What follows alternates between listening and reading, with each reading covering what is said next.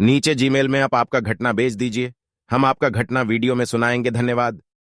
डा एकेबी सिन्हा ने एक बार बक्सर से आरा आने के दौरान प्रेतों से साक्षात्कार से संबंधित एक आपबीती कहानी सुनाई थी।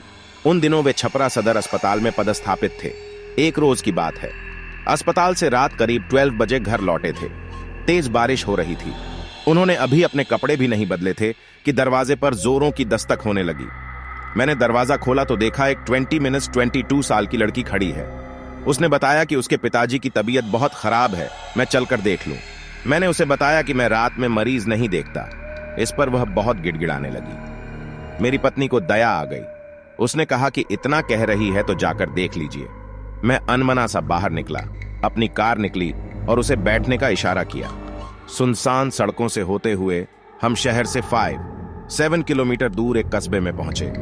वहां आबादी से कुछ पहले ही एक मकान के बाहर रुके। लड़की ने मेरा बैग उठाया और मुझे लेकर अंदर गई। वहां एक बुजुर्ग व्यक्ति खाट पर लेटा हुआ था। उसकी हालत गंभीर थी। उसके सिरहाने 2 महिलाएं कड़ी थीं।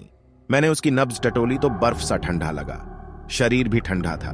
उसमें जीवन के कोई लक्षण नहीं थे, लेकिन वह धीरे धीरे कुछ बोल रहा था जो समझ में नहीं आ रहा था। मुझे कुछ समझ में नहीं आया तो उसे एक इंजेक्शन दिया और एक दवा खिलाने को दिया। सिरहाने कड़ी एक औरत ने उसे खिला दिया। एक टैबलेट सुबह में खिला देने के लिए भी दिया। इसके बाद चलने के लिए उठा तो लड़की ने मेरा बैग उठा लिया और कार तक छोड़ आई। अगली सुबह अस्पताल जाने के लिए घर से निकला तो सोचा रात वाले मरीज को देखता चलूं। मैं बस्ती में पहुंचा, लेकिन वह मकान कहीं नहीं दिखा।